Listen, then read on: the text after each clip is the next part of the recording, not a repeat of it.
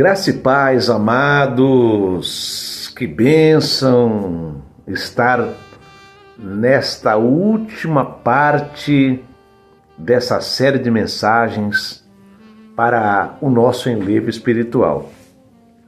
Estou gravando numa noite muito fria, chuvosa, mas o nosso coração está quente para trazer mais uma porção da palavra de Deus para vocês. E eu espero que vocês tenham sido edificados com toda essa série.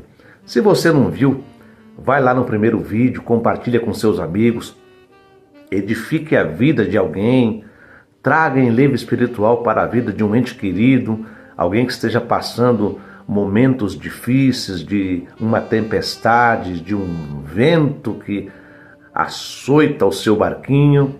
Mas eu tenho certeza que ouvindo estas mensagens e misturando com a sua fé, vai dar tudo certo, porque Deus se encarrega de honrar a sua fé. Nós vamos então para a última parte desta série de mensagens e eu espero que você seja edificada e edificado pelo poder da palavra de Deus. Eu também peço, como todo youtuber e blogueiro pede, que você possa compartilhar este vídeo com outras pessoas, como eu já pedi agora há pouco. Toque aí no sininho das notificações para que a cada vídeo que eu gravar você seja notificado e também, principalmente, se inscreva em nosso canal para que nós continuemos motivados a fazer cada vez mais e melhor para você.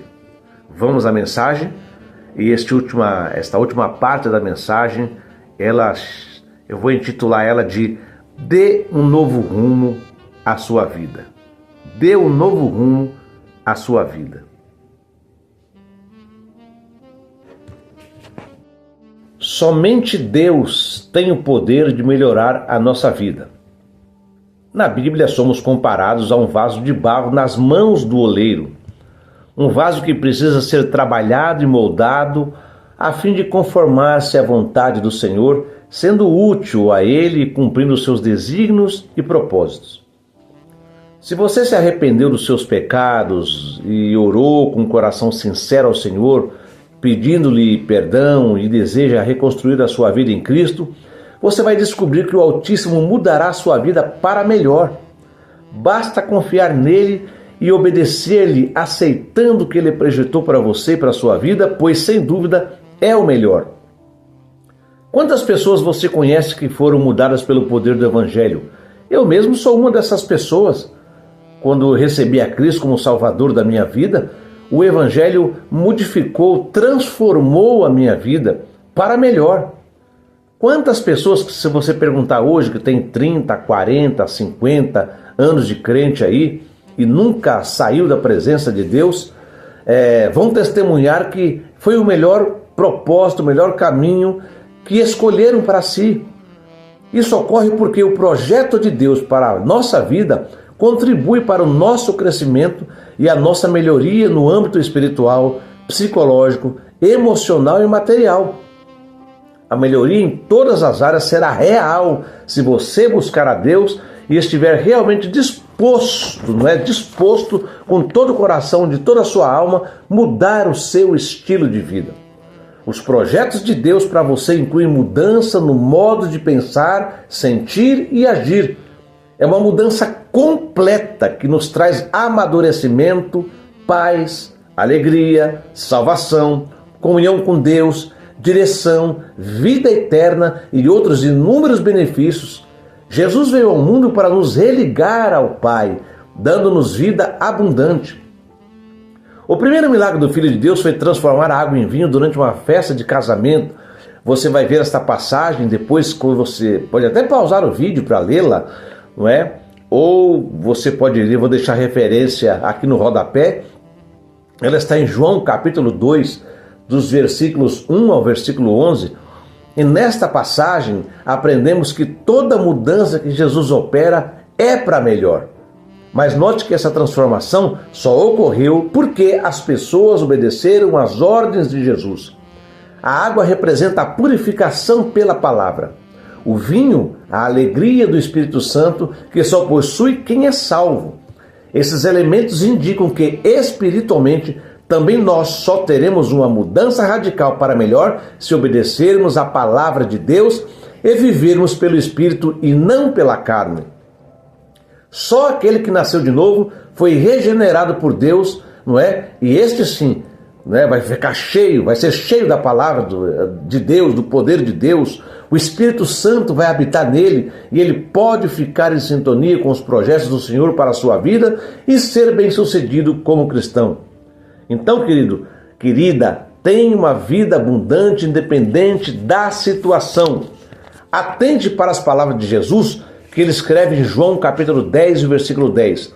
O ladrão não vem, senão a roubar, a matar e a destruir. Eu vim para que tenham vida e a tenham em abundância. Veja, e a tenham em abundância. O verdadeiro cristão tem vida abundante. É cheio de alegria, de paz, de esperança, independente do que esteja vivenciando. Vida abundante agora, em meio à tempestade, à tribulação. Então, amado, querida, dê glória a Deus, porque você tem a presença do Espírito Santo. O verdadeiro cristão não sucumbe entre as circunstâncias, pelo contrário, coopera para que haja mudança. Até fica triste, não é? Quando acontece coisas difíceis, ruins, passa por angústia, mas não vive em angústia, não vive em depressão, porque tem uma alegria que não é ocasionada pelas coisas deste mundo, é uma alegria produzida pelo Espírito Santo. O verdadeiro cristão é assim, cheio de paz, de alegria, de prazer, porque Jesus habita nele. Pode passar tristeza, pode passar por momentos difíceis, mas não vivencia aquilo em todo o tempo e o tempo todo. Por quê? Porque o Espírito Santo, que é agente da alegria, está nele e consegue lhe dar consolo nos momentos difíceis. O verdadeiro cristão não encara a adversidade, a luta, a tribulação como castigo ou maldição hereditária, mas como a oportunidade que Deus lhe concede para o seu crescimento. O Senhor está com você, então ninguém irá destruí-lo ou impedir que as promessas de Deus se cumpram em sua vida. O apóstolo Paulo, ele disse aos Filipenses, está registrado no capítulo 4 e o versículo 4, quando ele disse: regozijai-vos sempre no Senhor. Outra vez digo, regozijai-vos. Choramos porque somos seres humanos, mas temos a alegria do Senhor em nossa vida. O Evangelho é garantia de paz em meio à guerra, abrigo na tempestade, esperança quando tudo está destruído, alegria em meio à tristeza. Glórias a Deus! Em Atos 16, há um episódio que ilustra bem isto e os propósitos gloriosos do Senhor. Paulo e Silas estavam no centro da vontade de Deus. Dirigidos pelo Espírito, foram para a Macedônia, onde pregava o Evangelho e ganhava almas para o Senhor. Ao chegarem a Filipos, libertaram uma jovem atormentada por um espírito de adivinhação. No entanto, em represália, tiveram suas roupas arrancadas e foram chicoteados em praça pública, enfrentando vergonha moral e menosprezo social. Eles apanharam sem merecer e depois foram colocados na prisão. Sofreram por causa do Evangelho, mas em momento algum houve algum tipo de murmuração, ou reclamação, ou desânimo por parte deles. Pelo contrário, perto da meia-noite, está lá no versículo 25 do capítulo 16 de Atos dos Apóstolos, Paulo e Silas oravam e cantavam hinos a Deus e os outros presos os escutavam. Sabe o que aconteceu? Deus mandou um terremoto, libertou seu servo das cadeias que os prendiam, usando todo aquele sofrimento porque Paulo e Silas passavam para servir de testemunho para os outros presos e o carcereiro. Qual o resultado? Este creu em Jesus, o carcereiro. Ele e a sua família foram salvos. Deus tem um propósito a cumprir com essa sua adversidade. Meu querido irmão, minha nobre irmã, aguenta firme. ela redundará em bênçãos para você e aqueles que estiverem ao seu redor. Então, conquiste a sua vitória. O que a palavra de Deus diz em Jeremias capítulo 29 e o versículo 11? Está dizendo assim: porque eu bem sei os pensamentos que penso de vós, diz o Senhor, pensamentos de paz e não de mal, para vos dar o fim que esperais. Sabe o que Deus disse nesse versículo? Que Ele possui um objetivo definido para você. E que objetivo final é esse? Fazer com que você conquiste a vitória. Note que os desejos de Israel estavam em sintonia com a vontade do Senhor. O povo queria retornar para Jerusalém e a vontade do Todo-Poderoso era exatamente esta: tirar Israel do cativeiro e colocá-lo na terra que ele havia prometido dar aos descendentes de Abraão. Que coisa maravilhosa! Os seus projetos estão em sintonia com o do Criador?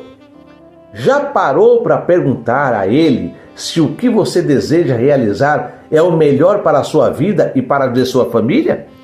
Caso sinta que os seus planos não estão de acordo com os de Deus, ore, peça a direção de Deus, peça a orientação divina, rogue por direção ao Pai para que a sua vida seja vitoriosa, feliz, e aí você consiga cumprir os propósitos que Ele estabeleceu para você. Talvez você tenha de abrir mão de algo que o aprisiona, não é? Acredito que possa ter alguma coisa impedindo de ver a glória de Deus na sua vida. Você não sabe o que é? Pergunte ao Senhor. Quando colocar a sua vontade em sintonia com a dele, Deus fará coisas tremendas por você. Ele tem sempre o melhor para nós. Creia nisso. Lembra-se de Moisés? Ele foi preparado para suceder a Faraó. Poderia tornar-se príncipe, não é, do maior império do mundo naquela época, o Egito, pois foi adotado pela filha do Faraó. Moisés estudou a cultura egípcia e estava na linha de sucessão ao trono. No entanto, recusou esta carreira porque os planos de Deus para Moisés eram outros. Em vez de desfrutar as regalias do palácio e aprimorar os seus conhecimentos sobre a avançada cultura egípcia, Moisés deixou o palácio e foi viver em Midian, onde se tornou pastor de ovelhas, função abominada pelos egípcios. Durante 40 anos, ele cuidou do rebanho de Jetro, o seu sogro, até finalmente ser chamado pelo Senhor de forma extraordinária para voltar ao Egito e libertar os israelitas da escravidão. Após isto ocorrer, Moisés peregrinou pelo deserto com os israelitas pelo resto da sua vida. Ele não aceitou a vida de príncipe no palácio de Faraó porque sabia que todas as riquezas que poderiam ser dele, a fama, o poder, a coroa real, não faziam parte dos bons planos de Deus para a sua vida. Moisés tinha consciência de que o melhor lugar para estar é no centro da vontade de Deus.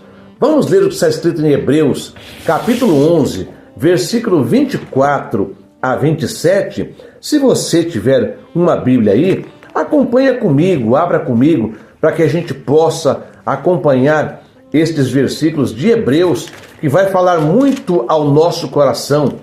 Está escrito a seguinte expressão no capítulo 11, que é o capítulo da fé, como nós conhecemos, e o versículo 24 está dizendo assim: pela fé, Moisés, sendo já homem, recusou ser chamado filho da filha de Faraó, escolhendo antes ser maltratado com o povo de Deus do que por algum tempo ter o gosto ou gozo do pecado.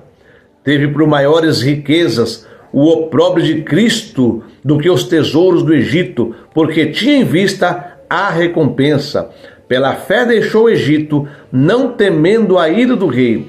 Ficou firme porque via aquele que é invisível. Sabia que sem a bênção do Senhor não há bem ou riqueza alguma que faça um homem feliz? Para Moisés, era melhor ser livre no deserto do que escravo no palácio de Faraó. Qual foi o resultado disso? Moisés tornou-se um dos maiores líderes da história. Por meio dele, Deus libertou Israel da escravidão do Egito.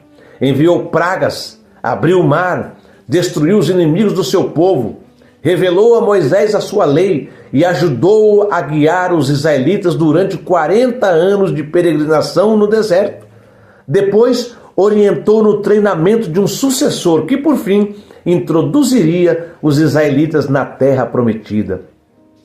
Deus usou a vida de Moisés para dar sentido à vida de muitos, para fazer de um bando de escravos uma nação forte e organizada. Oh, que coisa maravilhosa aconteceu na vida de Moisés!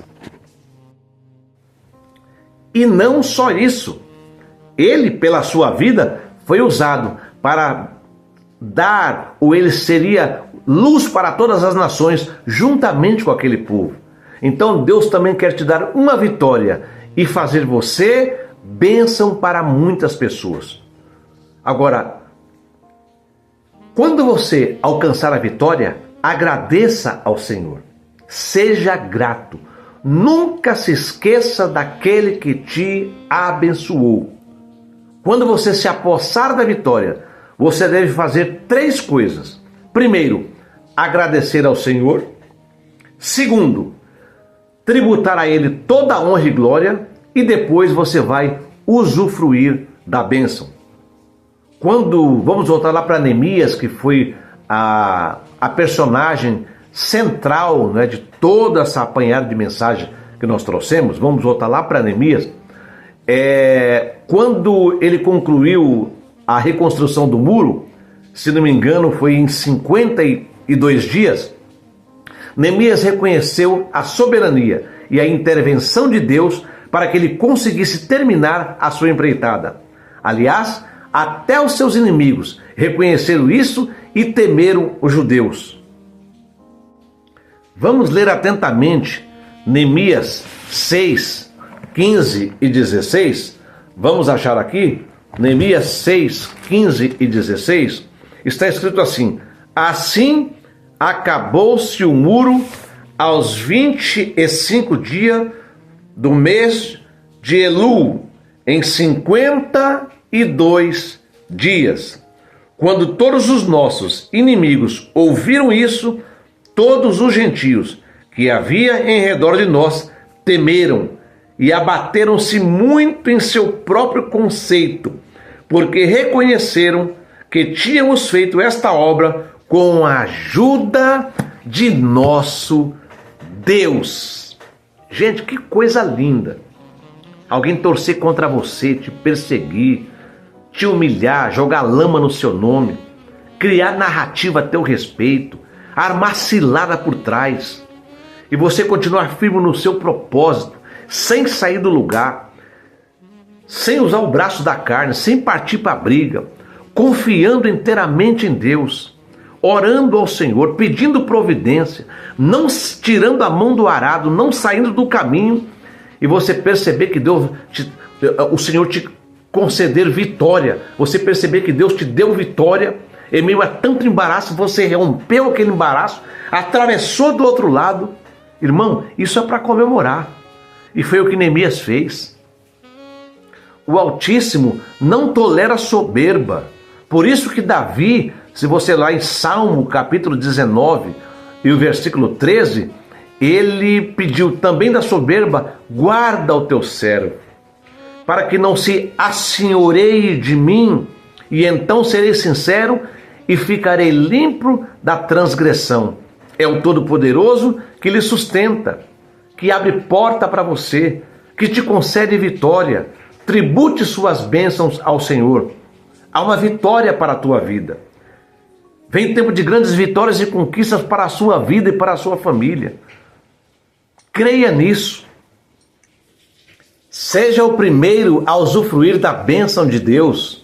Contudo, não deseje que o Criador abençoe apenas a sua vida e de sua família. Compartilhe a bênção do Senhor sobre a sua vida. Não é? Quando você o faz, é o maior beneficiado. Quanto mais você divide, mais Deus multiplica os seus recursos, sejam esses emocionais ou materiais. Quando Deus disse que ia abençoar Abraão, lá em Gênesis, no começo, O Senhor disse que daria a Abraão muitas terras e que muitas nações seriam formadas dele. Mas Deus também disse: sê tu uma bênção. Eis aí o segredo: é você ser abençoado, conquistar vitórias, não é? E você, com aquilo que recebeu, compartilhar a sua bênção com as demais pessoas, para que elas também tenham no seu coração gerado fé. Jesus ensinou que nós devemos amar ao próximo como a nós mesmos. Não devemos ser indiferentes ao sofrimento, ao infortúnio alheio. Ore pelos outros, aconselhe pessoas que pedem sua orientação, compartilhe o amor do Evangelho e os recursos materiais que Deus lhe deu. Doe para o serviço social de uma igreja, não é? Uma cesta básica, visite uma casa de recuperação, um asilo, um hospital, abençoe vidas com aquilo que Deus vai te abençoar, querido. Amada, doe para as pessoas que realmente precisam, né? Quanta coisa que às vezes a gente não usa mais. Seja generoso. Tudo que você tem que fazer é ser um abençoador também. A Deus toda a honra e toda a glória. Amados, vamos orar?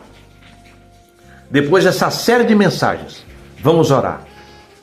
Nós estamos num ambiente de milagre. Que ambiente é esse? É quando estamos reunidos na presença de Deus. Nós agora estamos na presença de Deus. E vamos pedir para aquele que detém o poder do milagre, para que ele possa direcionar para a nossa casa, para a nossa vida. Vamos orar? Se você pode, ore comigo, convide mais alguém, não é? Se você quiser, dobre o seu joelho na beira do seu sofá, da sua cama, ou simplesmente abaixe a sua cabeça e vamos suplicar aquele que tem todo o poder nos céus e na terra. Vamos lá? Pai Santo e Eterno, te damos graças, meu Senhor, por tudo quanto o Senhor fez pela nossa vida, pelas bênçãos alcançadas, pela nossa proteção, pelo pão que o Senhor tem condicionado a nós comermos todos os dias, Pai. Agora eu quero abençoar a vida dos teus filhos que ouviram esta série de mensagens, Pai. Desde a primeira mensagem até esta sétima mensagem. Deus, completa a obra na vida desta família. Abençoa poderosamente, abrindo porta fechada, trabalhando para que, Senhor, esta chave de vitória seja virada e os teus filhos possam atravessar esta porta de bênção e de vitória. Senhor, cura os enfermos, Pai, liberta os cativos, traga alegria na alma para aqueles que precisam, salva esta família, Pai eterno, traga alento, consolo e principalmente, ó Senhor, nós esperamos que os teus filhos tenham um testemunho de vitória em sua boca, nos seus lábios, para que possam compartilhar com outras pessoas e todos possamos ver que tu és o Deus da misericórdia, o Deus da graça e o Deus da bênção. Amém e amém. Amados, no próximo vídeo nós vamos ter um outro assunto, um outro tema, e eu espero que você possa ver desde a primeira mensagem e você possa ter sido gerado fé no seu coração. Essas mensagens possam gerar ânimo na sua vida e a vitória chegue na sua casa, em nome de Jesus. Amém.